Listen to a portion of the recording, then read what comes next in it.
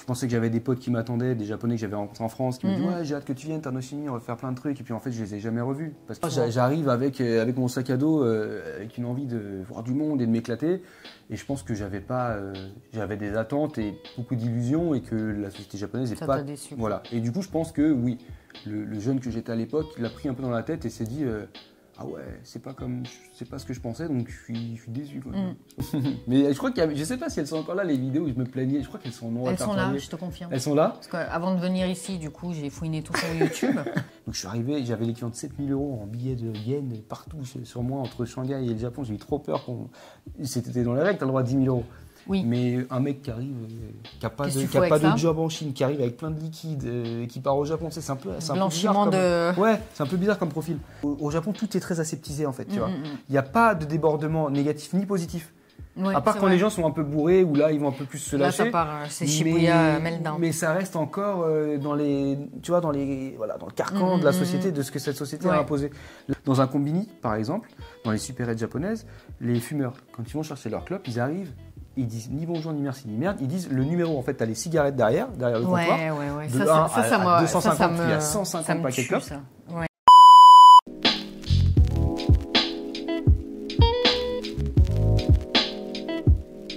Hello. Aujourd'hui, on est chez Rodolphe. Ouais, salut.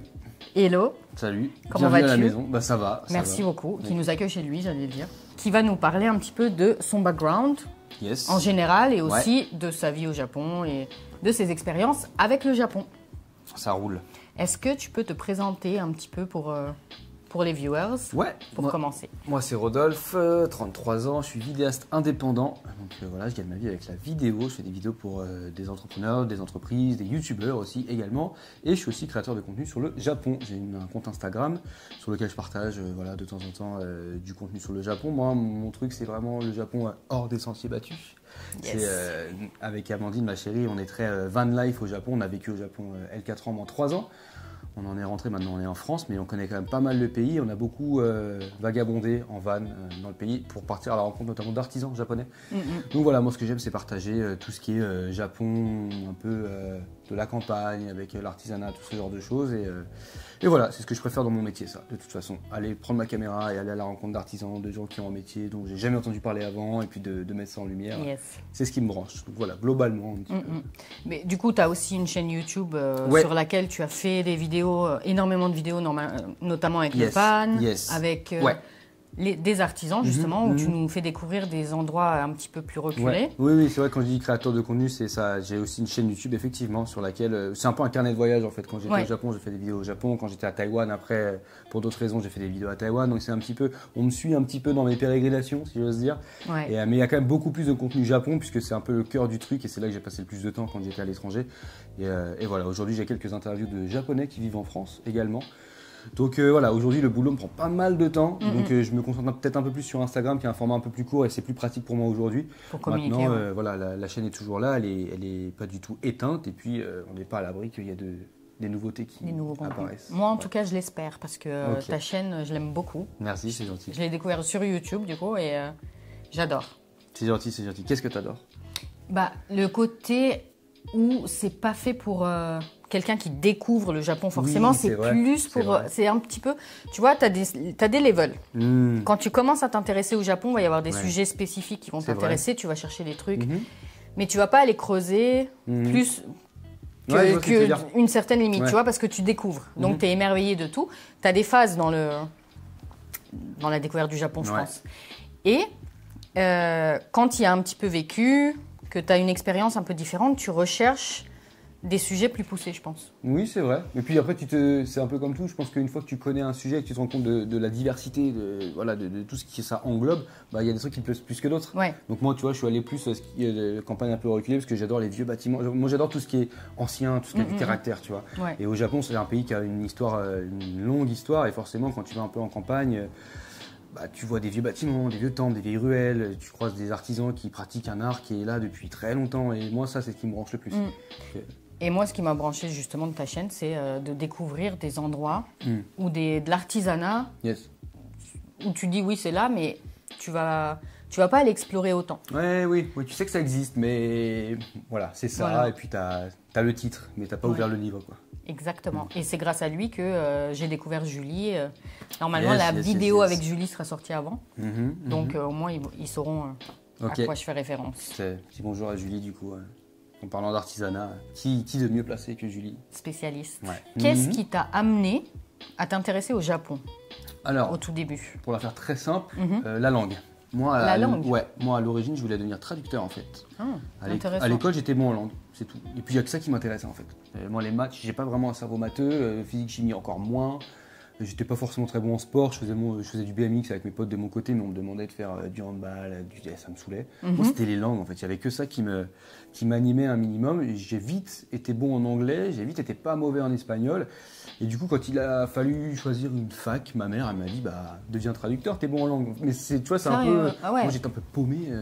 Je savais pas ce que je voulais faire, quoi. J'étais un gamin, j'avais 17 ans, 18 ans. Mais franchement, on nous demande trop tôt de choisir... Moi, j'ai su vraiment ce que je voulais faire à 26 ou 27. Donc, tu vois, comme quoi, à 18, j'y étais pas. Et en fait, moi, il y a un truc dans mon apprentissage des langues qui m'a toujours fasciné, c'est les langues qui ont un alphabet différent de l'alphabet latin. Ouais.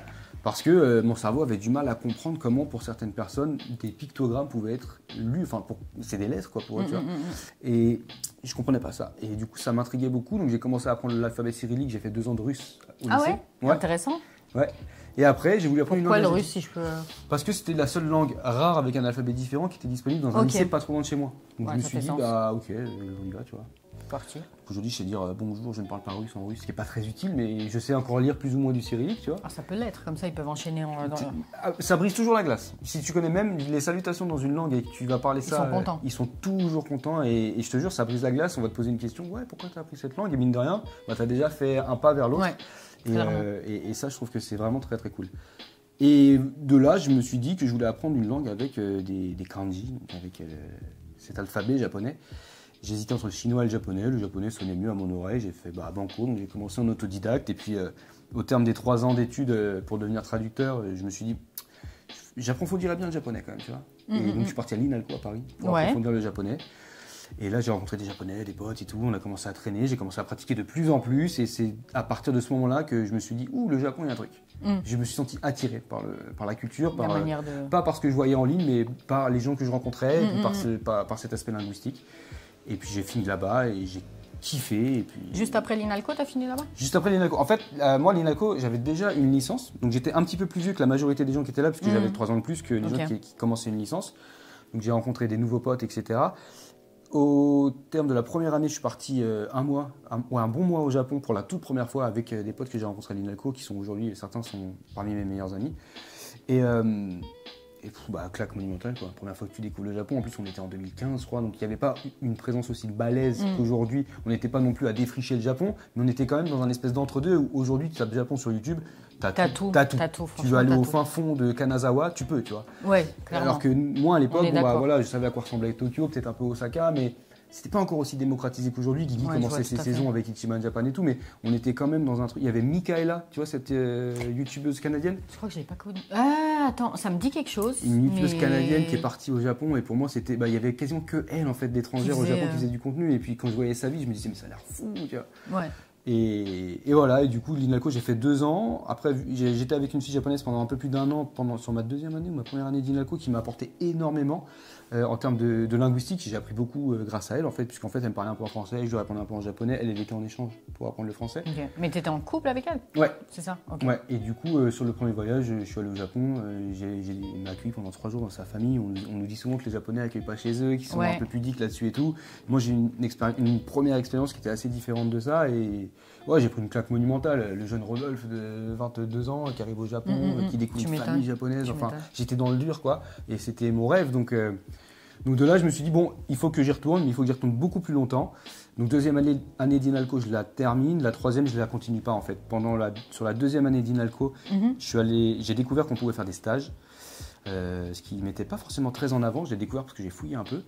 Et j'ai fait un stage chez All Nippon Airways, c'est le Air France japonais. c'est voilà, la compagnie aérienne, l'une des 2 compagnies aériennes nationales japonaises avec la JAL. Donc je me suis pointé en fait quand Narumi, cette fille japonaise avec qui je suis resté en couple 1 an, rentrait, elle prenait Anna. Donc je suis allé au guichet pour leur demander s'ils n'avaient pas des stages. Moi, je me suis dit, l'aéroport c'est cool, je vais voyager tout en étant chez moi, je vais pouvoir pratiquer le japonais. Je voyais que des avantages à ça. Donc je me suis dit, je veux travailler dans un aéroport. Donc à l'occasion de son retour au Japon, je suis allé voir quelqu'un à l'accueil. Et moi, j'ai beaucoup cette fibre sociale où, par mail et tout, je suis pas trop fan, mais par contre, en personne, j'ai beaucoup discuté avec les gens et tout. Et je sais pas, ils ont bien aimé mon profil, donc ils m'ont contacté. J'ai eu le stage. On a fait l'entretien en japonais et tout. Et au terme du stage de 2 mois l'été, moi, je leur ai dit, écoutez, moi, je suis chaud de bosser avec vous. Là, je suis dans ma 3e année, mais j'ai déjà un diplôme. Je voudrais aller au Japon plus tard. Si vous avez besoin, vous me dites. Ils m'ont rappelé 1 mois et demi plus tard. Ils avaient un CDD en fait avec un vol en plus. Donc 1 an. Et j'ai dit ok, c'est parti. Trop bien. Donc voilà, j'ai fait 1 an à l'aéroport et puis au terme de cette année-là, ils hésitaient à me reconduire mon contrat, mais je leur ai dit non, moi ça m'intéresse pas.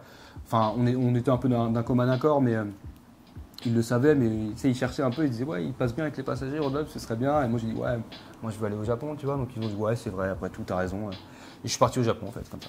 Comme ça. Ouais. Et du coup, t'es resté combien de temps après? Donc la première fois en PVT, donc visa à vacances travail, je suis resté 1 an.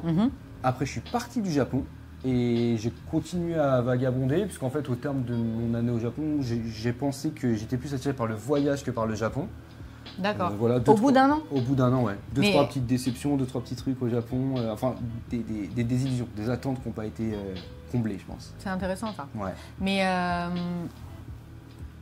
c'est la phase un petit peu descendante où tu dis, où t'as des trucs qui t'ont pas plu et du coup tu fais un tout petit rejet, c'est ça? Oui, c'est ça. Bon, rejet c'est un mot fort, mais je veux dire, t'as un truc où C'était ça. Enfin, ça te fait un petit choc. Ouais, c'était ça. Parce qu'en fait, après, je suis parti du Japon, j'ai fait la Nouvelle-Zélande pendant 3 mois, je suis parti en Chine pendant 6 mois, et puis après, je suis retourné au Japon. J'ai eu une opportunité pro et j'y suis retourné. Après, j'y suis resté 2 ans de plus. 2 ans. J'ai fait environ, globalement, au total, je sais pas, mais de séjours longs, 3 ans. Après, il y a beaucoup d'allers-retours pour le boulot, pour le privé et tout. Mais oui, la première année où je suis allé là-bas, en fait, moi, j'ai fait 1 an d'Erasmus en Angleterre, à la grande époque où le Royaume-Uni, c'était encore l'Europe. J'avais 20 ans et j'étais en coloc avec des potes qui se marient d'ailleurs en septembre. Là. Enfin, c'est fou de se dire qu'avec le temps, les choses avancent et qu'on évolue tous. Après cette année où j'étais en coloc avec 4 personnes, on était en soirée tout le temps, enfin, c'était le feu, c'était un peu de boulot, mais c'était beaucoup d'amusement. Et je pensais retrouver ça au Japon. Donc j'avais préparé mon arrivée dans une share house à Asakusa. Je connaissais pas beaucoup le Japon en fait, tu vois. Ouais. Donc j'étais un peu excentré des... Malgré l'année que tu avais passée, tu considères que tu... Là, cette année-là, c'était l'année où j'arrivais. D'accord, en fait. Ça c'était l'année. Après 1 mois. Ok. Et en fait, j'avais kiffé Asakusa. On avait notre petite maison là-bas avec les potes, notre auberge de jeunesse là. Je me suis dit, je vais retourner à Asakusa, mais en fait, Asakusa, c'est loin de Shibuya, Shinjuku, etc., où tout se passe en fait. En tout cas, moi, tout se passait. Et du coup, j'étais un peu excentré. La share house dans laquelle j'étais, c'était pas le fun. J'avais un voisin qui avait fait de la délation parce qu'il voulait pas que je joue de la guitare. Donc c'est très japonaise. On vient pas te voir en face, donc tu reçois des trucs en voilà. Des avertissements. J'avais trouvé un job dans un petit restaurant, mais le chef de salle il était infect. Enfin, je pensais que j'avais des potes qui m'attendaient, des Japonais que j'avais rencontrés en France, qui me disaient ouais, j'ai hâte que tu viennes, Tanoshimi, on va faire plein de trucs. Et puis en fait, je les ai jamais revus parce que c'est très japonais de dire on va faire des trucs, mais Et en plus, les Japonais, ils aiment, enfin. 1 fois par an, ça leur suffit de te voir. C'est ça, c'est ça. Donc en fait, moi, j'arrive avec mon sac à dos, avec une envie de voir du monde et de m'éclater. Et je pense que j'avais des attentes et beaucoup d'illusions et que la société japonaise n'est pas... déçu. Voilà. Et du coup, je pense que oui, le jeune que j'étais à l'époque, il a pris un peu dans la tête et s'est dit ah ouais, c'est pas ce que je pensais, donc je suis déçu. Quoi. Et après, donc j'ai fait un voyage en stop pendant quelques jours aussi, de Tokyo à Osaka. Trop bien. Parce que je me suis dit, c'est peut-être aussi Tokyo qui est relou, tu vois. Oui, parce que là, l'année, et aussi quand tu étais avec cette japonaise, c'était Tokyo à chaque fois. Tokyo, ouais. Okay. Elle était à Mitaka, du côté du Kichijoji, là où se passe beaucoup de trucs de GTO. Ouais, mais en plus, j'étais comme un fou la première année. Moi, je suis pas très manga. Mais GTO, ça, c'est le pilier, tu vois. C'est le hashira des mangas GTO pour moi. Et j'arrive au parc de Kichijoji, à 22 ans, à boire mon petit thé et tout. Je me dis, mais c'est le rêve japonais, quoi. Ouais. Et donc forcément, quand tu y retournes après avec des attentes, et puis 1 mois sur place où tu en prends plein les yeux et tout, et 1 an où tu travailles, où tu taffes, où il faut créer des relations durables, où c'est pas du tout la même mentalité, tu vois. Et puis je pense que je m'étais aussi pas donné assez d'opportunités quand j'étais au Japon. Il y a des trucs où j'étais peut-être un peu trop frileux, et c'est aussi pour ça que j'y suis retourné après en me disant, peut-être que si j'étais déçu, c'est de ma faute et pas forcément la faute du Japon. Donc en fait, j'ai fait un travail sur moi-même, j'ai pris du recul, et je me suis dit, si j'y retourne, et je vais y retourner, je me mets pas de barrière. Je dis oui, je suis un peu yes man, tu vois. Ouais. Je tente tout. Je tente un peu tout, quoi. Et ça s'est beaucoup mieux passé. Aujourd'hui, le Japon, c'est dans mon cœur. Hein. Yes. Il n'y a qu'à voir tes réseaux pour le savoir. Mais je crois je sais pas si elles sont encore là, les vidéos où je me plaignais. Je crois qu'elles sont non Elles sont là, je te confirme. Elles sont là. Parce qu'avant de venir ici, du coup, j'ai fouiné tout sur YouTube. J'ai vraiment filtré les plus anciennes. Je suis allée dans les abysses. Vraiment, même au début où Amandine sortait. Ouais. Il y avait une vidéo où on est avec Amandine, on n'est pas encore ensemble. Oui, vous étiez même. Il y a une vidéo où vous partiez. C'était où, à Hakone? Hakone, c'est ça. C'est là que je l'appelle Georgette parce qu'elle ne veut pas donner son prénom. Oui, on regarde à côté parce qu'Amandine est à côté. Et du coup, je lui dis, on t'appelle comment pour la vidéo? Parce qu'en fait, à l'époque, il faut savoir que c'était ma responsable, Amandine. Non. Si. Oh, vous avez commis une faute, hein. Ouais. Elle est là-bas, c'est pour ça que... C'était ma responsable, en fait. Et on bossait dans la même boîte. Et c'est Amandine qui m'a donné un contrat et un visa de travail pour y retourner la deuxième fois. Donc quand je dis j'ai eu une opportunité professionnelle, je suis évasif. Mais en vrai, c'est ma femme qui m'a fait revenir au Japon. On n'était pas en couple du tout à ce moment-là. On ne se connaissait pas à ce moment-là. Oui, c'était des vraiment... potes à elle qui regardaient mes vidéos et qui lui ont dit oh, regarde, c'est cool ce qu'il fait. Elle avait besoin d'un mec un peu couteau suisse qui se fait des photos, des vidéos, qui écrit son faute d'orthographe. Enfin, un petit gars débrouillard, tu vois. Intéressant, ouais. Et elle a vu un mec qui est là en Chine, on ne sait pas trop ce qu'il fait. Et à un moment, avec des problèmes de visa en Chine, j'ai fini au Japon pendant une semaine. Je suis allé, on s'est vu. Et elle m'a dit, moi, ça m'intéresserait que tu reviennes au Japon pour bosser. Cool. T'es resté combien de temps en Chine, du coup? 6 mois. 6 mois. Donc, tu as fait entre-temps. Donc, tu as fait Nouvelle-Zélande, ça? En fait, j'ai fait Japon, Working Holiday pendant 1 an. Là où j'ai eu des petites désillusions de jeune homme qui était un peu... pas assez mature, on va dire. Après, je suis parti en Nouvelle-Zélande 3 mois, parce que je savais pas trop ce que je voulais faire. Je voulais être un peu blogueur, je voulais être journaliste. En fait, je voulais juste voyager et partager ce que je voyais. C'était tout ce qui m'intéressait. Nouvelle-Zélande 3 mois, Chine 6 mois, mais en fait, en Chine, ils n'arrivaient pas à me faire de visa. Je donnais des cours d'anglais à des gamins dans des petites écoles, des trucs comme ça. Ils ne savaient pas où me fiche parce que j'avais pas de diplôme, j'étais un peu un charlatan, tu vois. Et donc, je faisais des allers-retours à Hong Kong pour aller récupérer. En fait, il y a un consulat chinois à Hong Kong et j'allais faire des papiers pour retourner en Chine pendant 1 mois. Sauf que c'est un visa visite à des amis. Oui. Donc la 3e ou 4e fois à l'immigration chinoise, ils m'ont dit Denisha, attendez une minute, vous faites quoi là? Et ils m'ont dit il vous faut un visa business, et pour ce faire, il vous faut 10 jours ouvrables. Et j'ai dit je vais pas rester à Hong Kong pendant 10 jours, tu vois. Donc je suis parti au Japon, là où j'avais vécu 1 an, 1 an et demi avant. Et donc j'ai retrouvé des potes et tout. Et c'est à cette occasion-là, en fait, que j'ai pris la décision de revenir au Japon. Parce que j'ai rencontré Amandine qui m'a proposé du boulot, j'ai retrouvé des potes et en fait le Japon a cette faculté, en tout cas pour moi, de me faire sentir comme à la maison. Ouais. J'arrive au Japon et je me sens pas dans un pays étranger en fait. Je dirais pas que je me sens autant à la maison qu'en France, mais pas loin. J'ai mes potes, j'ai mes repères, je parle la langue, maintenant je comprends beaucoup mieux les codes. Je suis revenu là après la Chine, j'ai fait la Chine c'est cool mais c'est pas le Japon quoi. Ouais. Et en fait voilà, je me suis lancé dans les... Donc ils m'ont donné un visa 3 mois pour la Chine, donc j'ai fait qu'1 mois puisque du coup je suis retourné en Chine. J'ai fait les choses bien, j'avais un colloque, donc je lui ai dit que je partais. À l'école, j'aurais trouvé un autre professeur, un vrai professeur. Trop bien. Enfin, je les ai aidés. Et voilà, je voulais pas partir, tu sais, faire le blanc qui arrive dans des pays asiatiques, qui prend ses thunes, qui fait un peu n'importe quoi et qui disparaît. J'avais pas du tout envie d'être associé à ça. Ce genre de... Donc voilà, je suis arrivé, j'ai fait les choses bien, je leur ai trouvé un prof. Et puis voilà, je leur ai dit que je rentrais en France, je leur ai pas dit que j'allais au Japon. Je leur ai dit que je rentrais en France et je suis parti au Japon avec beaucoup d'argent parce qu'en plus ils me payaient en liquide vu que j'avais pas de compte en banque, j'avais pas de visa, j'avais rien en Chine, j'étais un touriste quoi. Ah ouais. Qu'on payait. Donc je suis arrivé, j'avais l'équivalent de 7 000 € en billets de yens partout sur moi entre Shanghai et le Japon. J'ai eu trop peur c'était dans les règles, t'as le droit à 10 000 €. Oui. Mais un mec qui arrive, qui n'a pas de job en Chine, qui arrive avec plein de liquide, qui part au Japon, c'est un peu blanchiment bizarre. Ouais, c'est un peu bizarre comme profil. Donc voilà, tout s'est bien passé, sauf que j'ai perdu du matos parce que j'ai fait une vidéo avant de partir, j'ai perdu du matos à l'aéroport que j'ai pas pris avec moi, et que j'avais acheté en Nouvelle-Zélande et tout. Et c'est comme ça que je suis revenu au Japon la 2e fois. Ok, et là où tu es resté 2 ans? Là, je suis resté 2 ans, ouais. Et après ça, c'est, si je me souviens bien, il y a eu le Covid, non? Alors, ouais. Ou alors il y a eu autre chose? En fait, il y a eu le Covid. Si tu veux, on bossait ensemble avec Amandine dans la même entreprise, on a décidé de quitter notre job à terme, parce qu'en fait, comment on s'est mis ensemble avec Amandine, c'est qu'elle était... responsable marketing communication. Et moi, je fais du contenu. Donc en fait, elle est très forte pour te faire la promotion d'un produit et le vendre. Et moi, je suis très fort pour le créer, ce produit. Donc en fait, c'est aussi pour ça qu'on s'est autant rapprochés au travail. C'est parce qu'on était tout le temps ensemble sur les projets pour complémenter, parce que nos compétences, en fait, se complémentaient beaucoup. Yes. Donc quand on est devenu un couple, on s'est dit, ce serait cool de faire ce qu'on fait avec le boulot, à savoir mettre nos forces en commun, mais pour un projet à nous, tu vois. Ouais. Moi, je rêvais de devenir indépendant à cette époque-là. J'avais pas encore assez confiance en moi pour le faire. Exactement. Et Amandine m'a proposé l'idée de faire des documentaires sur l'artisanat japonais et j'ai accroché au truc, carrément. Donc on a créé 80 jours Japon, ce projet avec un livre, avec des documentaires sur l'artisanat japonais, où on a loué un van pendant 3 mois. Amandine a contacté des artisans aux 4 coins du Japon. On a pris le van et puis voilà, on a fait cette petite aventure où le but c'était de créer des documentaires sur des artisans japonais pour montrer un Japon qu'on voit pas souvent, qui est un peu plus, comme on disait tout à l'heure, un peu plus niche.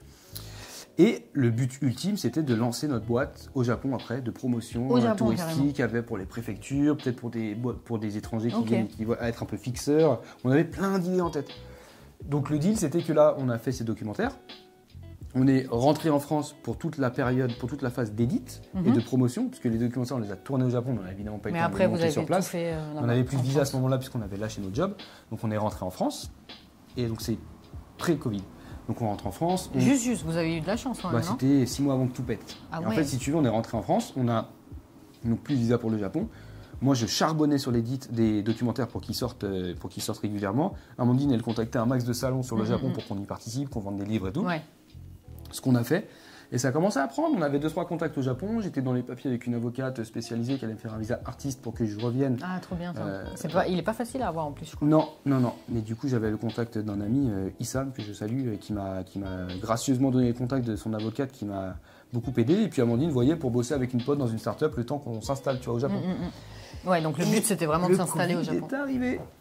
On est passé d'entrepreneur prometteur avec des contacts et tout à on est dans nos chambres d'adolescents chez les parents. Qu'est-ce qu'on fait, quoi, tu vois ? En 2 semaines. En deux semaines, tous les potentiels contrats qu'on était en train d'avoir et ces discussions avec l'avocate et tout au Japon.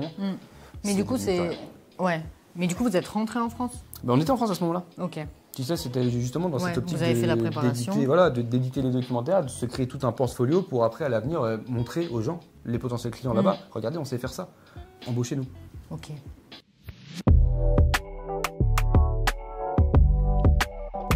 De cette expérience au Japon, qu'est-ce qui t'a le plus plu en fait ? Qu'est-ce que tu as aimé ? Quand je bossais sur place ? Ouais, quand tu bossais sur place, déjà, qu'est-ce que tu faisais ? Ouais, alors, moi, je pense que c'est important de mentionner que j'ai pas eu l'expérience dans une boîte japonaise à proprement parler. Tu sais, avec cette image qu'on en a, il y a certaines entreprises au Japon qui sont un peu ténébreuses, tu vois, où il y a des heures sup à payer, où il y a un peu de harcèlement des employés. Moi, j'ai pas connu ça du tout pour le coup. Et même, je disais un peu plus tôt que j'ai bossé dans un restaurant où le chef de salle était un peu odieux, mais c'était pas du harcèlement. C'était sa façon d'être. Il était très sévère et parfois un peu méchant, mais je sais même pas s'il s'en rendait compte. Tu vois. Non, moi je bossais pour une entreprise, en gros on était dans l'éducation, c'était une entreprise qui aidait les étudiants étrangers à venir au Japon, à leur trouver des écoles, des hébergements, etc. Et moi je faisais, comme j'ai dit un peu plus tôt avec Amandine, tout ce qui était communication visuelle, photos, vidéos, articles de presse, de blog en français.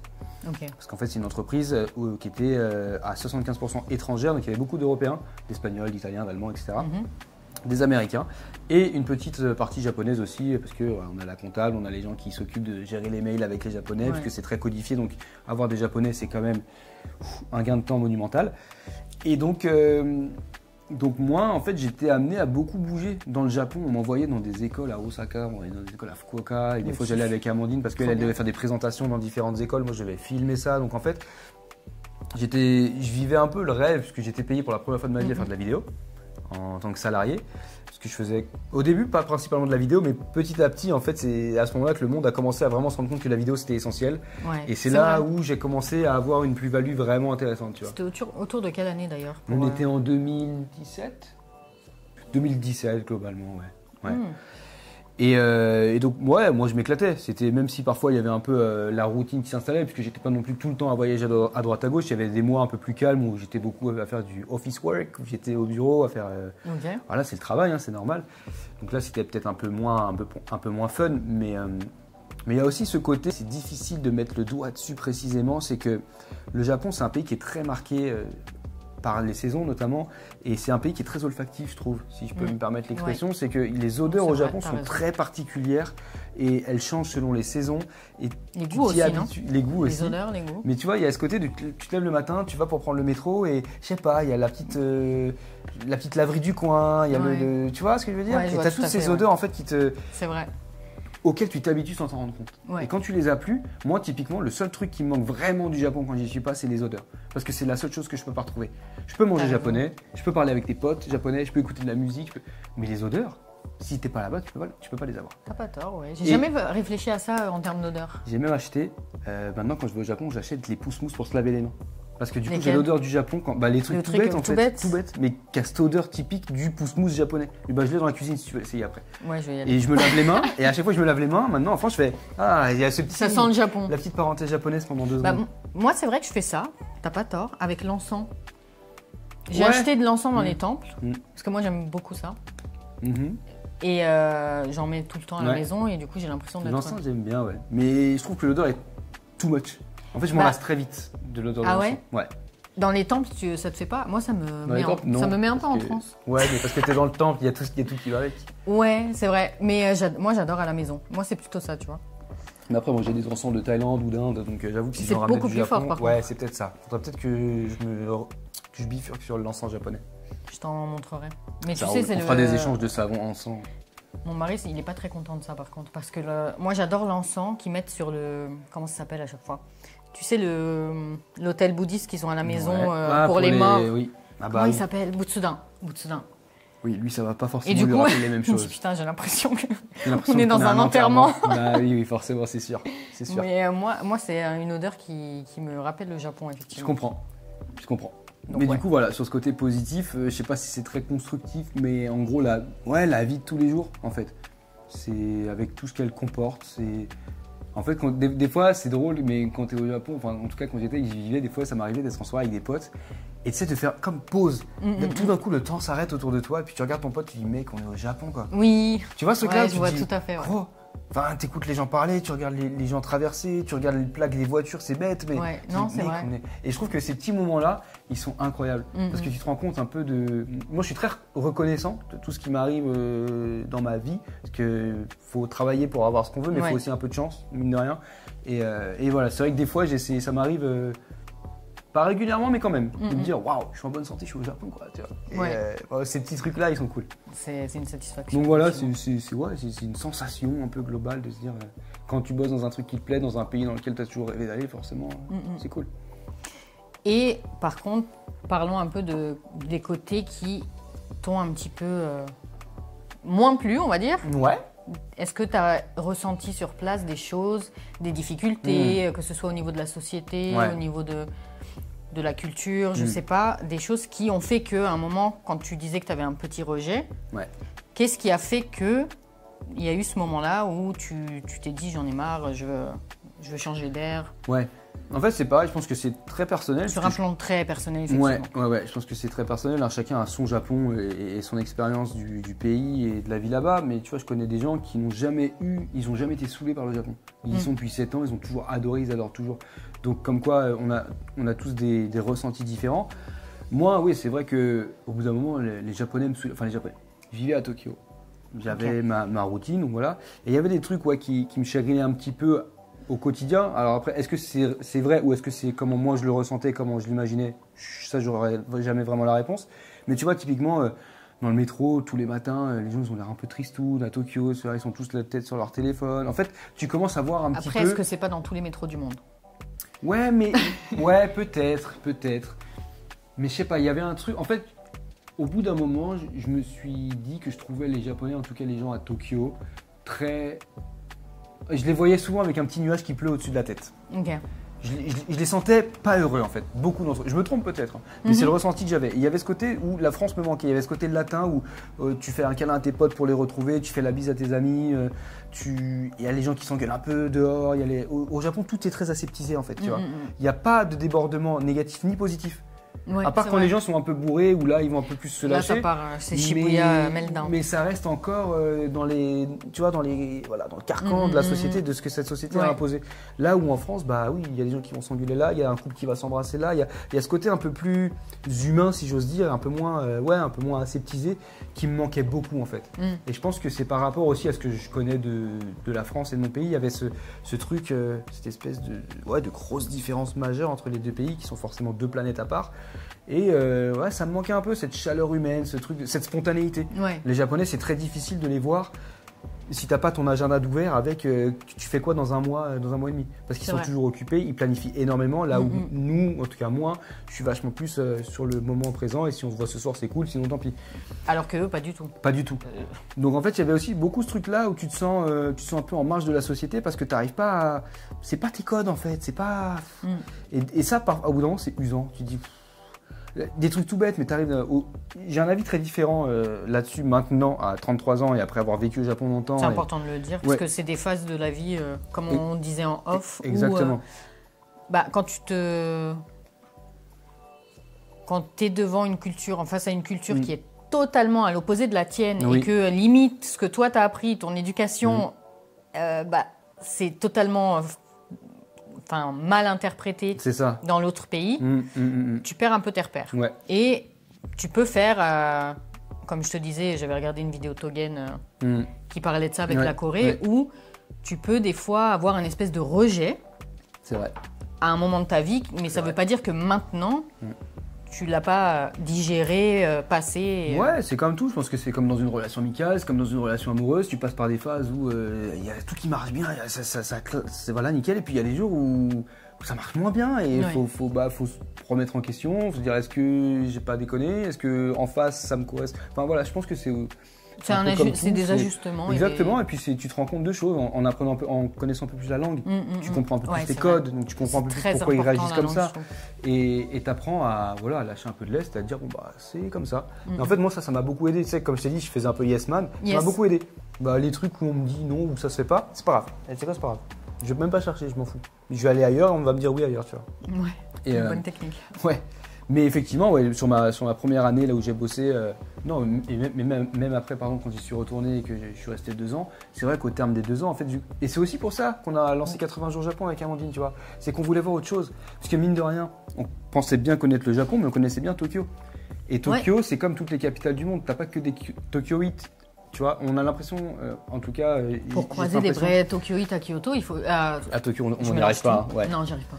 À Tokyo, il faut le faire. Oui, mais parce que c'est normal, tu as tous les gens de plein d'endroits du Japon qui viennent à Tokyo pour travailler. Donc tu as aussi plein de gens qui n'ont pas le temps, qui n'ont pas forcément des vies de ouf, ils sont loin de leur famille, ils viennent pour travailler, donc ils n'ont qu'une envie, c'est de rentrer le week-end. Donc tu vois, toi, tu es dans cette mouvance, cette dynamique de dire je vais aller à Tokyo, je vais rencontrer du monde, on va faire la fête. Totalement. Mais il faut pas oublier que tu as aussi des Japonais, eux c'est leur pays, ils sont nés là, ils connaissent rien d'autre, ils se débarquent de leur campagne, ils n'ont pas envie de faire la fête avec des blancs-becs. Eux, ils ont envie de rentrer chez eux, se faire leur sento, parce que demain matin à 7h, il y a Monsieur Takashi qui t'attend pour une réunion, tu vois. Ouais. Donc, c'est clair. Voilà, il y a tout ça aussi où tu l'apprends. Au début, je trouve que, en fait, je me rends compte que, en tout cas, moi, quand j'étais plus jeune, j'étais au centre du monde. C'était ma façon de voir le truc. Et quand ça allait pas dans mon sens, j'étais un peu ouin, tu vois. On est un peu tous comme ça, je pense. Voilà. Et puis après, avec le recul, quand tu parles aux gens, et puis après, quand tu te rends compte de certaines choses, que toi-même, tu es dans le boulot et que toi-même, t'as pas toujours envie de t'amuser avec des gens, voilà, je dis pas que quand tu vas au Japon, tout le monde fait la gueule et tout le monde travaille, mais c'est juste que ça dépend des rencontres que tu vas faire, ça dépend du moment, ça dépend de plein de choses. Donc forcément, il y a des trucs que moi j'ai pris négativement. Voilà, ce côté Tokyo, je l'ai trouvé un peu triste, je l'ai trouvé un peu froid, j'ai trouvé ceci. Dans un combini, par exemple, dans les supérettes japonaises, les fumeurs, quand ils vont chercher leur clope, ils arrivent, ils disent ni bonjour, ni merci, ni merde, ils disent le numéro, en fait, t'as les cigarettes derrière le comptoir. Ouais. De ça, 1 à 250, il y a 150 paquets de clopes. Ouais. Enfin, 250 en l'occurrence. Et les mecs, ils arrivent, ils sont là ils sont sur leur téléphone, ils arrivent, ils font Nijishima. Voilà, il veut le numéro 21, on lui donne les clopes. Aujourd'hui, il n'y a même presque plus de liquide, il paye avec son téléphone, il récupère ses clopes, il part. Et moi, ça me rendait ouf. Je me disais, putain, mais soyez humain un minimum, quoi. Ouais. C'est horrible, la personne devant toi, c'est pas une machine, tu vois. Et maintenant, ça arrive où. Non, maintenant, tu fais la même chose. Moi, je dis toujours bonjour, mais à un moment, j'ai essayé. Je me suis dit, vas-y, essaie de faire pareil. Parce que quand toi, t'arrives derrière et tu dis, oh, konnichiwa, ils sont là, genre, oh, ok. S'il lui arrive à lui. Et c'est là que tu te dis, on vit juste pas sur la même planète. Là où en France, c'est évident que tu rentres dans une boulangerie, tu dis bonjour, sinon on te sert pas. Ouais, sinon on va te regarder. C'est limite l'inverse, quoi. Au Japon, c'est l'inverse parce que les gens, ils se disent, il a shaimase, t'as l'impression qu'ils te parlent. Ils disent, bienvenue, comment ça va et tout. Ils te parlent pas, ils te regardent pas, ils regardent dans le vent. Ouais, parce que c'est ils récitent leur texte. Ils récitent leur texte et que c'est comme ça, quoi. Donc, tous ces trucs-là, au début, tu les prends un peu dans la tronche, je pense. Et je dis pas que c'est une bonne chose. Hein. Pour moi, c'est pas ouf. Moi, je préférais que les gens soient plus cool. Je préférais que les gens, pas plus cool, mais plus chaleureux, qu'ils se disent bonjour dans les magasins, dans les trucs. C'est pas comme ça. Bon, écoute, tant pis, je vais pas changer le truc. Mais bon, après, c'est vrai que c'est un autre pays, c'est une autre culture et J'ai pas à arriver avec mon drapeau français et dire non, on fait ça. On fait pas comme ça. Oui, parce qu'après, quel est l'intérêt de voyager? Si tu arrives dans un pays où on fait tous pareil, juste la langue qui est différente. Et c'est ça qui fait son charme aussi. Bien sûr. T'es vraiment sur une autre planète. Et ça te fait vivre des trucs. C'est comme un film en fait. Ouais, c'est vrai. Ça te fait vivre des trucs. T'es énervé, après t'es déçu, après t'es content, après t'es triste, après tu te casses. Les Japonais, plus jamais je vais les retrouver. 2 ans après, tu y retournes et t'es là genre, oh, ça me manquait de ouf. C'est vrai. Et comment, ça c'est une question que j'avais pas préparée, mais du coup j'ai une question là-dessus. Ouais. Comment, du coup, tout ça tu l'as dépassé, tu l'as absorbé. Ouais. Comment le Japon t'a changé? Waouh. C'est dur comme question. En fait, ça c'est dur. Ouais. Parce que tu t'en rends compte quand tu reviens en France en fait, pas quand tu es au Japon. Enfin, je sais pas si toi c'est pareil, parce que moi, quand je suis revenue et que je voyais qu'il y avait un décalage avec ma famille que j'arrivais pas à percevoir, où il y a des choses où on se comprend plus, c'est là que tu dis ça m'a changé sur certains aspects. Un exemple pour moi, si ça peut te donner la puce à l'oreille, par exemple, moi je supporte plus que si je pointe du doigt une merde que tu as fait, que juste tu t'excuses pas et on passe à autre chose. Que tu trouves des excuses. C'est iwake. Ça a le don de m'irriter maintenant. Le fait qu'on cherche des excuses, ça t'irrite ou... Ouais, qu'on me cherche des excuses alors que je suis en train de te mettre le nez dans ton caca sur un truc que tu as merdé. Ouais. Tu peux pas et juste plutôt que dire, dire, par exemple, on passe à autre je chose. suis désolée, my bad. C'est vrai que c'est assez français, je trouve que je le fais aussi. Tu essaies de te justifier pour expliquer pourquoi tu as fait cette bêtise, que les gens comprennent et qu'on passe ensuite à autre chose. Alors qu'au Japon, c'était ferme ta... parce que franchement... Iwake shinai desu, tu vois. Parce que moi, je sais que ça, je l'ai appris aussi avec mon mari où je le faisais constamment. Et je me rendais pas compte que c'était un truc qui, lui faisait péter un câble. Il me disait un truc qui me reprochait. Ouais, ok. Et moi, je commençais mes phrases en japonais par démon. Mais, démon. Et un jour, mon mari il fait bon, ça suffit là, t'es dément, mais j'ai compris. En fait, je m'en fous. Je m'en fous des excuses que tu me fais. On s'en fout de pourquoi. Juste admets que tu t'es trompé. Oui, ok, ouais. Tu vois. Donc, par exemple, sur ces trucs-là, je sais qu'il y a eu un switch chez moi. Enfin, exemple tout con, mais est-ce que toi, coucou toi, il s'est réveillé, il a fond là. Ouais. On va lui faire de l'interview. C'est ça. On va t'interviewer, Phil, tu viens là. Viens, mon gars. Du coup, toi aussi, est-ce qu'il y a eu des aspects comme ça où maintenant, dans ton caractère, il y a des choses comme ça qui sont intégrées Mais je pense que même avant d'aller au Japon, j'avais déjà côté. Des fois, je me demande si je suis pas né au Japon dans une autre vie. Parce qu'il y a des trucs. Moi, cette sensation-là. Je pense que je suis un mec un peu discret et moi, j'ai tendance à vouloir toujours aussi éviter le conflit. Les conflits, ça me gave. Et je trouve que je manque de conviction dans les conflits. Genre, je suis une personne qui. Je sais pas comment le dire, on en parlait avec Andy il n'y a pas si longtemps, je m'en suis rendu compte et ça fait dans ma tête. En fait, je peux être sûr de moi, je sais que j'ai raison, je vais aller voir la personne en lui disant ça, elle va me dire ah bah non ça, après je vais faire ah ouais t'as peut-être raison, en fait j'ai peut-être tort. Et en fait, mais conviction zéro, Bob l'éponge. Et en fait, et après, et je suis convaincu jusqu'au bout de la fin de la discussion que mais non c'est moi qui avais raison, mais je vais rentrer chez moi en me disant je lui ai laissé entendre qu'il avait raison alors qu'en fait, et que moi j'ai tort, et ça finit sur moi alors qu'à la base, c'était l'inverse, tu vois. Et donc du coup, j'ai ce côté un peu japonais. Mais ça c'était avant le Japon même. Ah oui, ça depuis toujours. Et c'est toujours le cas aujourd'hui. Je fais des efforts, mais c'est dur. C'est dur. Mais il y a ce côté d'éviter un peu le conflit, tout ça, je trouve que je l'ai toujours eu, et ce côté un peu discret où j'aime bien que tout soit à sa place et pas trop faire de vagues, il y a ce côté-là où je me sens bien au Japon par rapport à ça. Chacun se mêle de ses affaires et ça roule quoi. Il n'y a pas des gens qui vont te regarder, il y a pas des. C'est pas belliqueux, tu vois, les gens ils cherchent pas la merde au Japon. Jamais. Les gens se mêlent de leur. Après, c'est très asiatique aussi, il y a ce côté un peu communautaire et tout, là où c'est beaucoup plus individualiste en France. Bon, ça s'explique. Mais la question c'était qu'est-ce qui m'a changé ? Ouais. En fait, ce qui est compliqué, c'est que ça m'a. En fait, le Japon, j'y suis allé la première fois, j'avais 22 ans, j'y ai vécu, j'en avais 25, après je suis retourné éventuellement, tu as forgé ton caractère avec le Japon. En fait, le Japon m'a permis de. Comment il m'a changé ? J'ai rencontré ma femme là-bas. J'ai pu, grâce à mon expérience au Japon, me rendre compte que j'avais de quoi devenir indépendant dans ce que je préfère, à savoir la vidéo. Et ça m'a permis de me lancer en indépendant grâce à toutes les expériences que j'y ai vécues. Donc le Japon, il m'a aidé à me construire. Il n'y a aucun... En fait, c'est drôle parce que... Ouais, c'est plus sur des aspects professionnels et personnels qu'au niveau du caractère, tu dirais, du coup. Ouais, parce que niveau caractère, je pense que je suis assez différent quand je suis en France et que je parle français, quand je suis au Japon et que je parle japonais. Je sais pas si tu as ça, mais moi je sais qu'il y a ce côté où Il y a des trucs comme ça. Le japonais, quand je le parle, alors je suis pas une autre personne, mais je sais que en fait la langue te force, je trouve, quand tu la maîtrises à un certain niveau. C'est vrai. Alors je dis pas que je suis bilingue, mais je suis quand même plutôt chaud en japonais. Et je trouve que tu es au téléphone en japonais, tu fais tu vois, oui. Quand tu as assimilé la langue à ce niveau-là, ça veut dire que forcément, intrinsèquement, il y a un truc qui se passe. C'est pas juste des mots bout à bout, tu vois. Ouais. Et très très vrai ce qu'il dit là. Et je trouve que voilà, au Japon, forcément, je suis pas tout à fait la même personne. Au Japon, c'est assez drôle parce que on fait que dire qu'au Japon, on est plus dans son coin, on est plus réservé, plus ceci, et qu'en France, on est plus ouvert.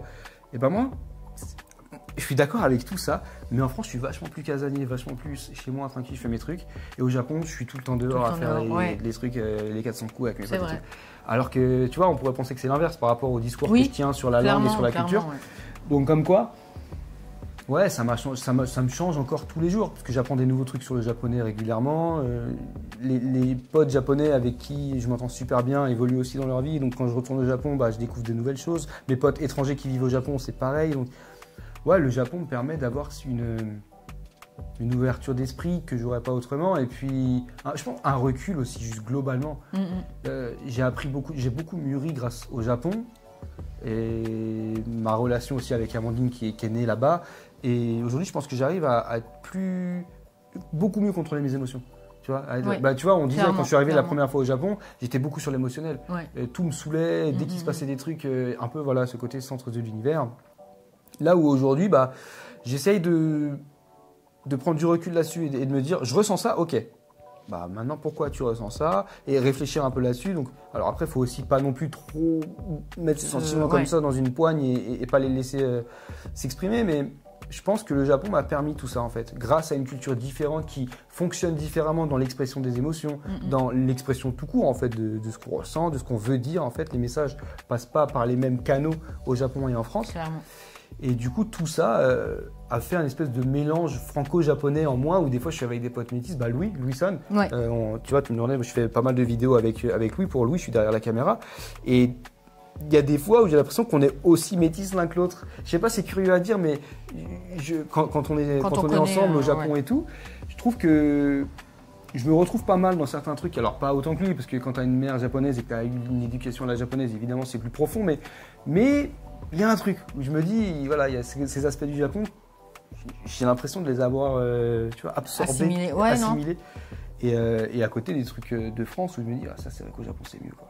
Oui, mais je pense que le problème, c'est qu'après, une fois que tu l'absorbes, ça s'en va plus jamais. C'est quelque chose qui est... Non, clairement. Ouais, ça me fait pareil sur... Je suis d'accord avec toi. Donc c'est la première année en Angleterre m'a permis d'ouvrir la première porte vers l'indépendance, et puis la porte du Japon m'a permis de professionnellement, ouvrir tous tes horizons perso. Et c'est encore le cas aujourd'hui, tu vois, j'ai 33 ans, je vais régulièrement au Japon, et à chaque fois que je rentre du Japon, t'as appris un autre truc. Et puis je le vis vachement mieux. Aujourd'hui, maintenant, j'ai plus aucun problème avec les Japonais. Parce que je sais comment... Avant, il y avait ce côté où tu comprenais pas trop. Donc les Japonais, ils aiment trop ne pas te dire des trucs qu'ils attendent et te dire des trucs qu'ils n'attendent pas. Juste pour, pour faire fleurir la conversation, pour dire on se dit des trucs, mais en fait, ils n'attendent pas ça de toi. Ça, avant, Amandine, elle me disait, mais tu te rends pas compte de ça, là? Et Amandine, elle voit tout. Elle lit trop bien les gens, même les Japonais. Moi, ça va un peu mieux, mais j'étais une tare pour ça. Des fois, je me rendais pas compte que j'étais sur la mauvaise piste pendant 1 heure. Et... T'as un exemple ou pas? Le Gochiso-sama. Gochiso-sama? Oui, Gochiso-sama, tu vois, typiquement, un jour, on était Gochiso-sama deshita, ça veut dire merci pour ce repas, tu vois. Ouais. Donc, tu dis ça à un restaurateur une fois que tu l'as payé, ou à quelqu'un qui est à la table avec toi, parce qu'il te paye le repas. Et en fait, on faisait des documentaires à Beppu sur les onsen. Et on était avec l'office du tourisme, donc 2 mecs de l'office du tourisme, on va manger des karaage, ils nous emmènent dans un truc de karaage, on discute, on mange, etc. On finit le repas, et moi pour dire « ouais, c'est trop bon », je dis « Gochiso-sama deshita ». Et là, les 2 mecs, ils étaient là trop gênés, l'air de dire « mais comment on lui dit qu'on va pas lui payer, tu vois ?»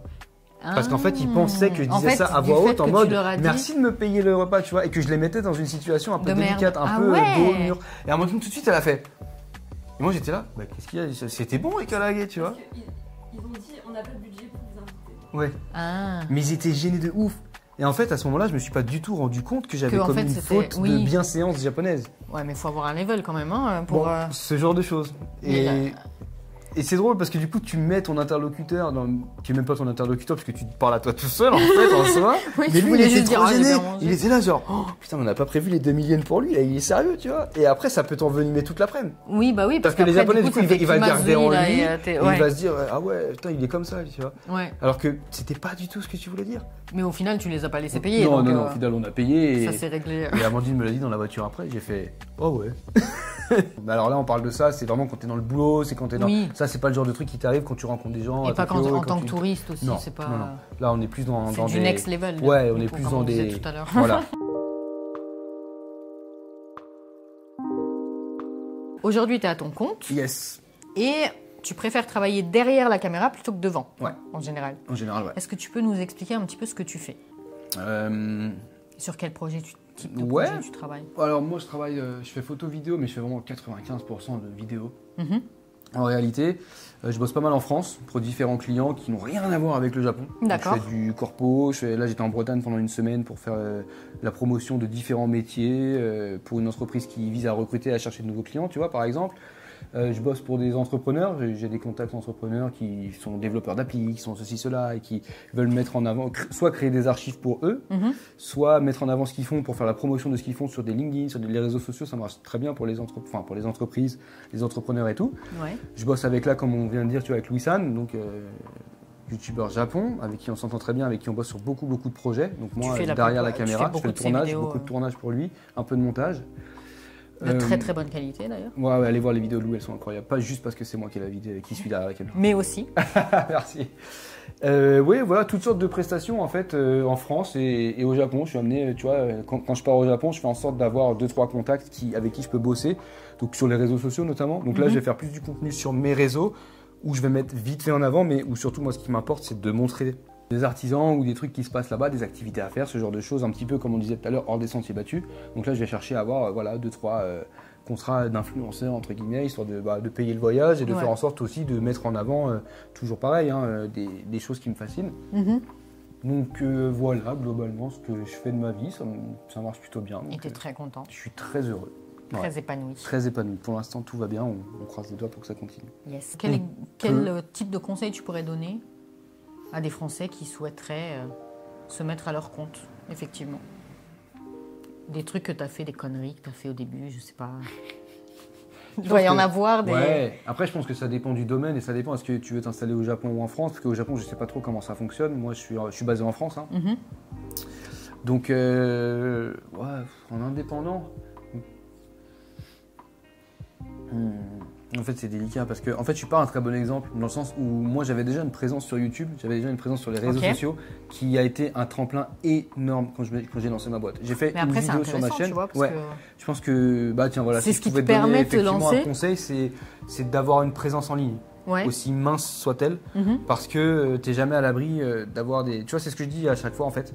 Avant, quand j'étais pas indépendant et que je faisais mes vidéos YouTube, tu vois, je faisais 3000, 4000 vues. Ça me paraissait peu par rapport à mon nombre d'abonnés, ça me paraissait peu par rapport au travail investi, ça me paraissait peu par rapport à d'autres qui peuvent faire beaucoup plus. Et j'étais très frustré de ça. Et après, je me suis lancé à mon compte. J'ai fait une des premières vidéos quand je me suis lancé à mon compte qui s'intitule « J'ai lancé ma boîte en France », un truc comme ça. Elle a fait 4000 vues. Et quand tu es indépendant, 4000 vues, c'est 4000 clients potentiels. C'est énorme. Énorme. Intéressant, ça. Et grâce à cette vidéo, il y a Louis qui m'a recontacté. On se connaissait depuis longtemps avec Louis. Et lui, il était intéressé par mon travail. Il voulait qu'on bosse ensemble. Mais j'étais à droite à gauche, j'étais salarié, ceci, cela. Donc c'était compliqué de bosser ensemble. Donc quand je me suis mis à mon compte, il m'a dit ce serait cool qu'on se capte et qu'on discute un peu parce que je pense que ça m'intéresse. J'ai un pote qui est développeur là, dont je parlais. Et pareil, il suivait mes vidéos. Il a vu que je lançais ça et que je proposais mes services pour quelqu'un d'autre. Il s'est dit mais ce mec-là, il fait des vidéos super cool. J'aimerais bien qu'il en fasse pour moi, tu vois. Et ça m'a ouvert en fait beaucoup d'opportunités pro qui m'ont vraiment aidé à me lancer. Ça a été vraiment une vitrine pour de fou. Ta future boîte. Et je me suis dit, tout le travail que j'ai fait en amont sur YouTube, où ça n'a pas forcément payé, où j'étais peut-être déçu ou frustré, il a payé, mais 3-4 ans plus tard. En fait, tu travailles. Et c'est là que je me suis rendu compte que tu travailles jamais pour rien. Surtout quand c'est en ligne et que c'est là. C'est visible par n'importe qui. Et je crois que vraiment, je dois avoir, mais encore aujourd'hui, parce que après ça rebondit. Grâce à Louis, j'ai rencontré des gens qui aujourd'hui me donnent du travail, grâce à mon pote développeur. Et en fait, tu te crées un réseau à partir de là. Mais je pense qu'aujourd'hui, 80% de mes contrats, si ce n'est plus, je les ai eus parce que j'ai décidé un jour de me lancer sur YouTube. C'est hyper intéressant. Et ça donne beaucoup de... Aujourd'hui, et des fois je me sens un peu coupable de ça, mais d'un autre côté je devrais pas, je ne fais pas de prospection. J'en ai très peu fait. Franchement, c'est mérité. Parce que les gens voient mes vidéos et qu'après, encore une fois, c'est l'effet boule de neige. Tu débloques un contrat qui va te faire rencontrer des gens, tac. Tu te fais une répute aussi par rapport à ton travail. Une répute et en fait, c'est un monde assez petit. On fait tout ce qui est photo-vidéo, on se connaît tous plus ou moins. Et en fait, on se fait tous un peu bosser les uns les autres. Tu vois, quand tu connais un gars, toi, t'es pas là, tu vas lui donner. Moi, ça m'arrive souvent que j'ai des potes qui sont sur d'autres tournages. Ils me disent, mec, est-ce que t'es là à Paris? Ça m'aiderait beaucoup. Et puis, il va te mettre sur un tournage. Donc, en fait, il y a ce côté très spontané du truc. Là, pour le coup, on en revient. Au Japon, c'est peut-être un peu différent. Mais du coup, en France, c'est très spontané. Des fois, on m'appelle pour un tournage dans 3 jours. Est-ce que t'es là? Je fais, oui ou non. Faut être dispo. Mais du coup, ça fait qu'il y a quand même ça tourne quand même pas mal et ça crée des opportunités assez dingues. Donc, peu importe ce que tu fais, si tu as un truc dont tu peux faire la promotion, mais même que tu sois artisan ou boulanger, quelle est la différence entre 2 boulangers à un niveau égal? La présence en ligne en fait. Parce qu'il y en a un qui va faire du très bon pain et l'autre aussi, mais il y en a un qui en plus va avoir un compte Instagram où il montre comment il va pétrir la pâte, où il montre comment il va faire un pain au chocolat. T'as envie de le rencontrer le mec. Parce que tu vois. Et il y a ce côté-là en fait où. Et moi j'avais un doute par rapport à ça, c'est que moi je fais de la vidéo. Le cœur de mon travail, c'est de faire des images. Donc en soi, j'ai rien à montrer. Tu vois ce que je veux dire, un pâtissier, lui, va pouvoir montrer grâce à la vidéo ce qu'il fait. Ouais. Moi, grâce à la vidéo, je peux montrer des backstage, je peux montrer des trucs, mais c'est un peu différent, tu vois. Ouais, mais moi, par exemple, quand je voyais la qualité de tes vidéos, à la fois, ça me motivait de ouf. Je me disais, putain, je te le dis maintenant, c'est spontanément. C'est the goal de faire des vidéos comme ça. Au niveau de la qualité de l'image, des couleurs, du montage et tout. Ça me motivait grave à me dire, vas-y, je vais me mettre dans le truc, je vais essayer d'apprendre et tout. Bon, là, on est avec du matos qui n'a rien à voir, mais un jour peut-être. Franchement, non. Enfin, moi, je comprends pourquoi Louis-san t'a contacté. Oui, mais aussi parce que je parle japonais. Aussi. C'est une plus-value, ça, c'est un truc de fou aussi. Je fais une petite parenthèse là-dessus, mais en fait, c'est un truc dont tu te rends pas compte quand tu as acquis quelque chose, que c'est pas acquis pour tout le monde. Et des choses aussi rares que être pointu en vidéo ou parler japonais, c'est pas tout le monde qui le fait. Non, et quand tu as besoin de faire des vidéos au Japon avec des japonais, c'est cool si le cadreur il parle japonais, tu vois. Ouais, ça change complètement les échanges. C'est incroyable. Tu peux rentrer dans des trucs où... On s'en est rendu compte avec Louis en fait parce qu'on n'y pensait pas plus que ça. En tout cas lui je sais pas, mais moi j'y pensais pas plus que ça. Mais il a une série où il fait venir des Japonais en France. Ouais. Le trio infernal là. Ils sont devenus des amis, ils sont trop marrants. Il y a ce truc où quand ils étaient là, Louis c'est quelqu'un qui a pas beaucoup de temps. Il bosse sur 15 milliards de trucs en même temps. Il bosse 8 jours sur 7. Je suis admiratif. Il est trop chaud. Je sais pas comment il perd pas la tête. Mais ça fait qu'il a pas trop de temps à accorder aux Japonais quand ils sont là. Sauf que moi, une fois qu'on a coupé la caméra et que lui il est obligé d'aller répondre à des mails et tout, moi je suis là. J'ai fini mon travail. Donc on discute avec les Japonais. On va aller se faire un ramen. Et il me dit mais ça c'est trop cool. Parce que tu peux le faire que parce que tu parles japonais. Il se débrouille en anglais, mais enfin, les deux gars parlent super bien anglais. Ouais. Mais tu vois, Amy, la fille, elle parle pas du tout anglais. Donc il y a toujours ce côté où tu vas laisser quelqu'un un peu sur le banc de touche. Tu parles japonais, problème résolu. Donc tu vois, c'est tout bête et c'est une plus-value de fou. Mais même pour aller au Japon, ça rassure tellement. C'est ce qu'on disait tout à l'heure. Il suffit que tu connaisses 2-3 mots dans une langue pour déjà briser la glace et détendre les gens. Les Japonais sont des gens qui sont ils flippent quand ils n'ont pas le contrôle. Il y a ce côté très asiatique de ne pas perdre la face. Ils se disent, on ne parle pas la même langue, mais il ne faut pas que je perde la face, donc comment je vais faire, tu vois.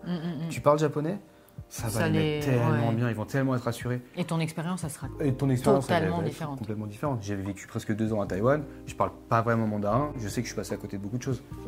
Mais je traînais avec des potes, soit qui parlaient mandarin, soit des potes taïwanais, et les gens, je les trouvais vachement plus accueillants. Ils sont très accueillants, les Taïwanais. Mais évidemment, quand tu parles mandarin, quand il n'y a pas de cette barrière de la langue, je me suis dit, qu'est-ce que j'aurais dû apprendre plus en fait. Je suis passé à côté de plein de trucs, j'en suis sûr. T'es resté combien de temps? Presque 2 ans. 2 ans, hein, quasi. Ouais, parce que quand il y a eu le Covid qui est arrivé, on pouvait pas retourner au Japon, donc on est allé à Taïwan. Enfin bref, je te la fais très courte, mais il y a eu une petite parenthèse, une grande parenthèse Taïwan pendant le Covid. Il y a les traces sur ta chaîne d'ailleurs. Ouais, exactement. C'est pour ça qu'il y a des vidéos à Taïwan. Mais ouais, donc la présence en ligne, je pense que c'est essentiel pour revenir à ça. Et puis au début, quand tu commences, après c'est souvent des jobs passion si tu te mets en indépendant. Donc c'est vrai qu'il y a toujours ce truc de il faut savoir lâcher prise le dimanche, faut pas travailler, faut pas ceci, faut pas cela. Mais je pense qu'au début, surtout si c'est une passion, faut y aller. Faut pas te dire on te propose du boulot un samedi, mais tu vas te terminer, tu pourras pas voir tes potes parce que ça finit à 20. Vas-y.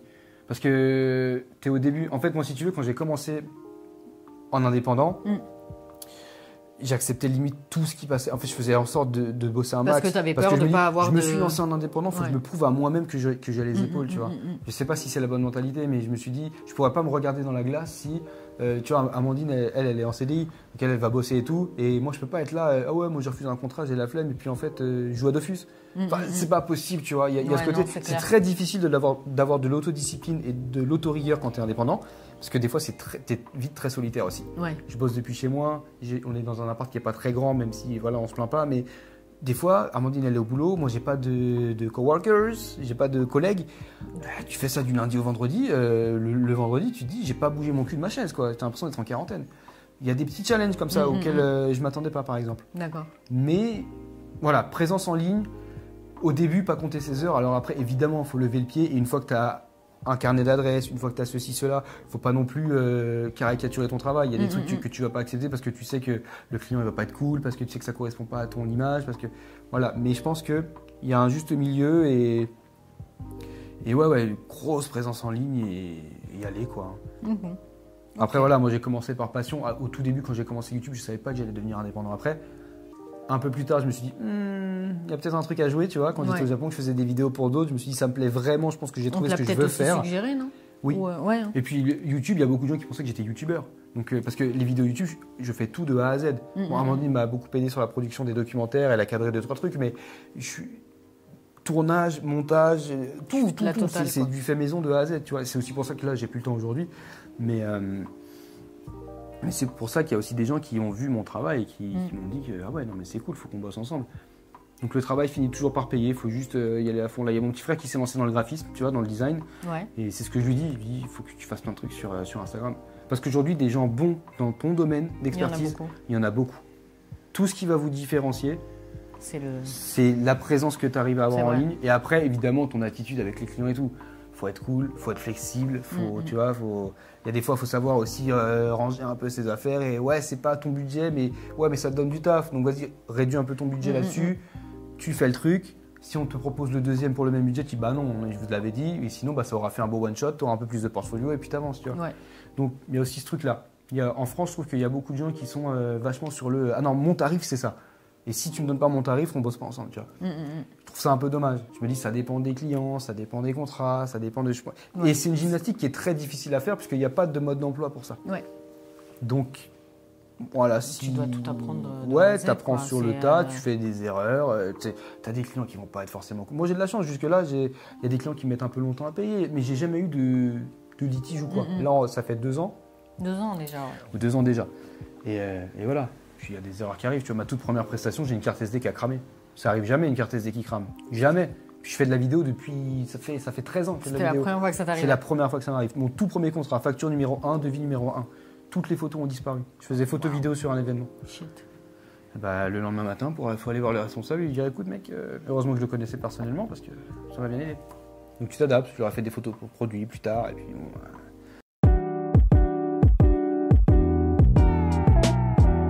Et sinon, il y a une question qu'on me pose très souvent sur les réseaux. Ouais. Et que j'ai envie de te poser. C'est, étant donné que tu as un bon petit level en japonais, au-delà de tes études, à l'INACO et tout, quel conseil tu donnerais à quelqu'un qui veut apprendre le japonais? Moi, je suis quelqu'un qui fonctionne beaucoup par mimétisme. Donc moi, il faut que je sois dans un environnement où il faut avoir des potes japonais, où il faut regarder des interviews, regarder des films, pas des animés, parce que dans les animés, c'est un japonais qui est très théâtral, donc c'est pas le japonais que tu vas apprendre dans la vraie vie. Parce que si tu te mets à parler comme ça dans la vie, c'est vrai que... Donc ça fonctionne pas. C'est très bien les animés, hein, mais il faut surtout pas, je pense en tout cas, ça dépend lesquels, mais la majorité, il va pas falloir calquer ce qui se passe dans les animés, parce que les japonais parlent pas comme ça. Mais les films, les dramas, ça fonctionne. Après, voilà, moi je te dis, j'avais un livre qui s'appelle Manga de Nihongo, le japonais en manga, et il m'a permis d'apprendre plein de trucs dessus, et je recopiais les caractères, les trucs, des fois je comprenais pas les phrases, mais je les recopiais en me disant ça va rentrer, ça va rentrer. J'ai été très autodidacte sur mon apprentissage du japonais. Et tes conseils, c'est dur, hein. Bah tiens, mais ça c'est intéressant cette dernière partie, parce que mon mari aussi m'a très souvent dit ça avec l'anglais, parce que lui il a appris l'anglais comme ça.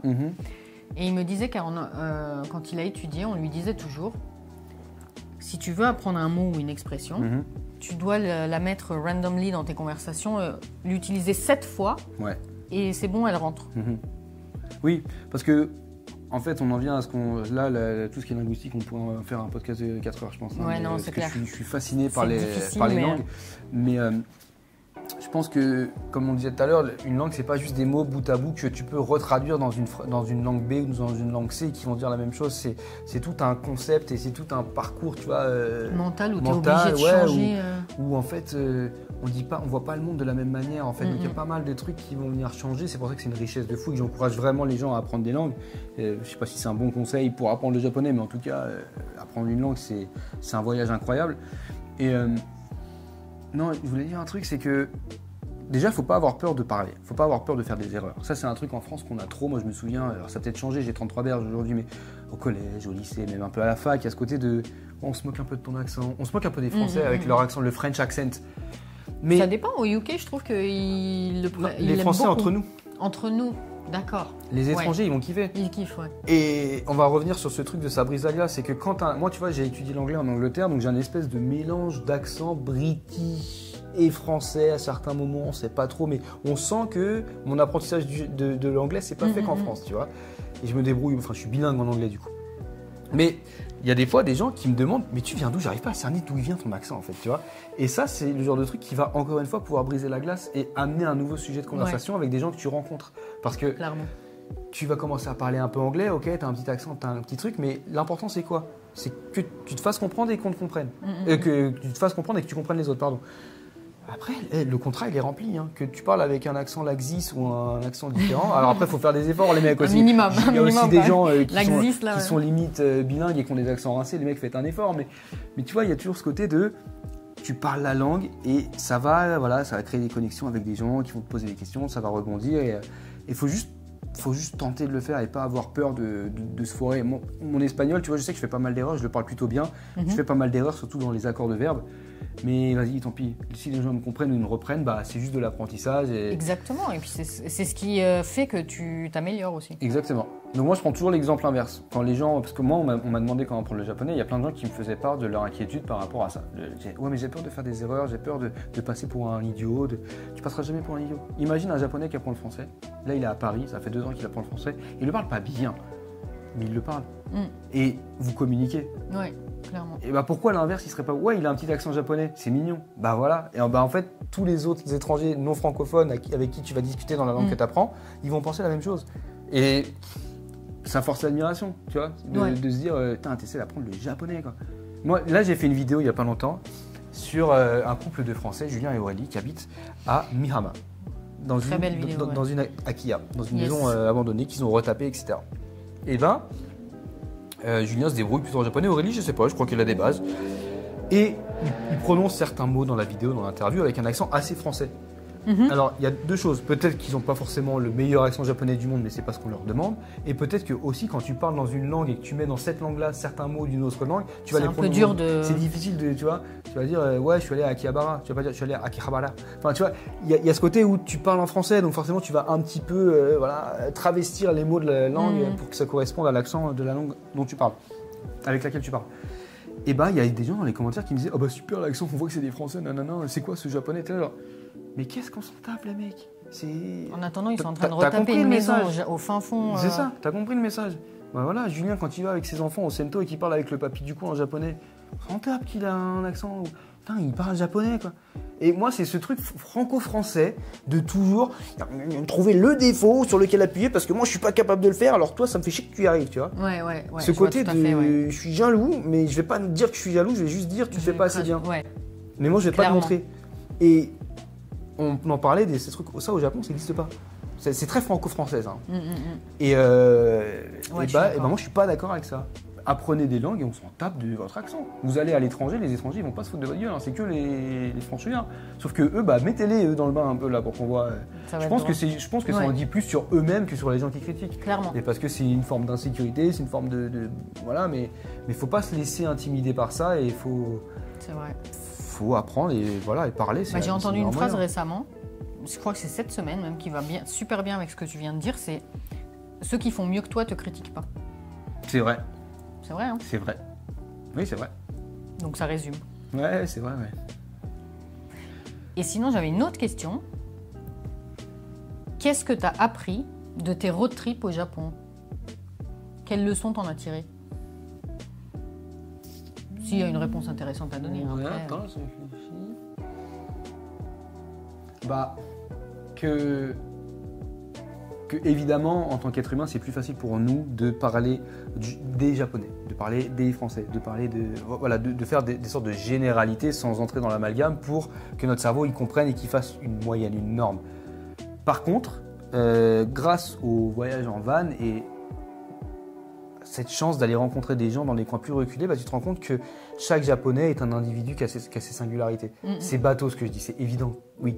Mais quand on parle des Tokyoïtes, ils sont froids, ils sont ceci. Quand on parle des Japonais, ouais, ils sont un peu robotisés, ils sont un peu comme ça. Alors, globalement, oui, mais on a rencontré des gens qui nous ont hébergés chez eux à Awajima, alors que les Japonais, on dit qu'ils sont pudiques, ils ne font pas ça. On a rencontré des gens dans le sud de Fukuoka, un ami à moi, mon pote Yoshi, j'avais ramené Amandine, on avait fait une balade à Fukuoka de 3 jours, bah, il nous a laissé les clés de chez lui.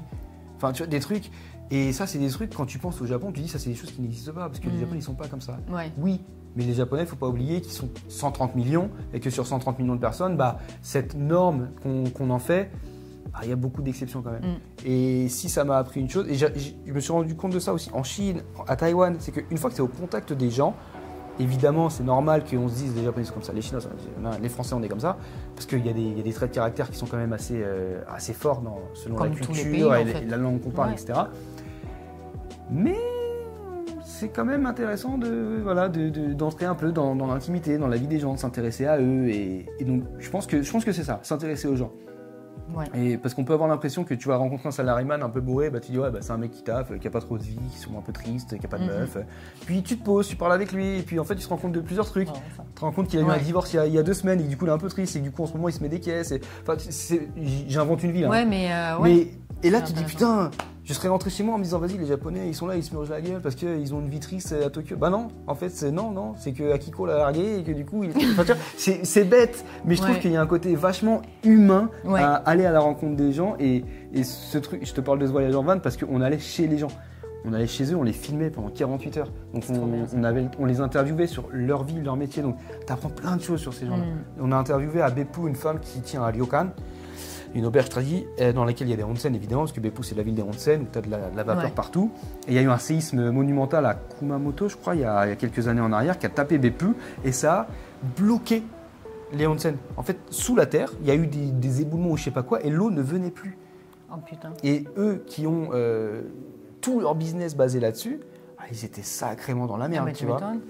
Et elle nous faisait part de ça en fait. Et elle nous disait, elle nous expliquait un peu que comment on fait, et qu'elle allait toujours au temple prier, qu'elle allait essayer elle-même de déboucher le puits. Enfin, tu vois, tous ces trucs de désespoir un peu parce que la nature, en plus au Japon, elle est impitoyable. Donc, quand tu as un séisme, quand tu as des tsunamis, quand tu as des ouragans, le Japon, c'est le pays de la catastrophe naturelle. Donc, bah, tu dis, ouais, c'est chaud. Tu vois, tu te mets un peu dans ces baskets. Tu dis, ah ouais, c'est vrai que c'est chaud. Donc voilà, j'ai l'impression que c'est très bateau ce que je suis en train de te dire. Non, moi je trouve ça hyper intéressant. C'est évident pour toi. Ouais, mais non, c'est hyper voilà, intéressant. si le van m'a apporté une chose, c'est ça. C'est qu'en fait, tu es tellement à vivre le moment présent, ce qui est assez. C'est pas toujours facile dans nos vies modernes aujourd'hui avec les réseaux, avec le travail, avec ceci, avec cela. Qu'en van, en fait, on n'était pas sur nos téléphones sur la route à part pour avoir le GPS. Et qu'après, bah, tu discutes avec les gens, tu es paumé un peu nulle part.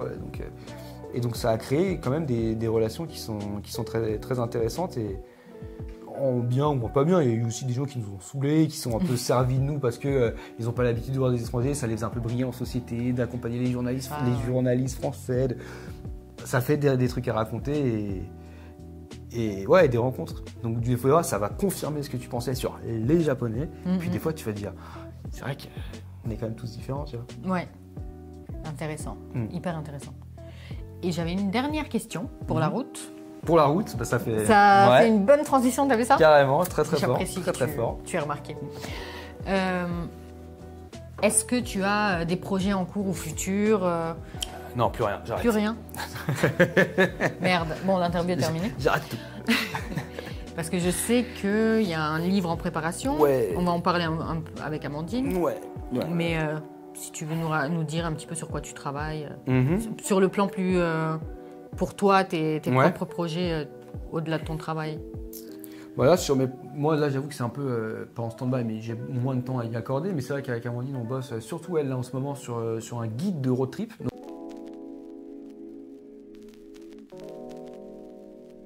donc pendant 80 jours au Japon, donc ce road trip autour du Japon, lors duquel on est allé voir des artisans japonais, en fait, on a fait un carnet de voyage, en fait, où dedans, c'est un carnet photo, je sais pas si on voit bien, tu pourras peut-être mettre des images, mais tiens, Beppu, c'est à lui qu'on a dit Gochiso Samadeshita.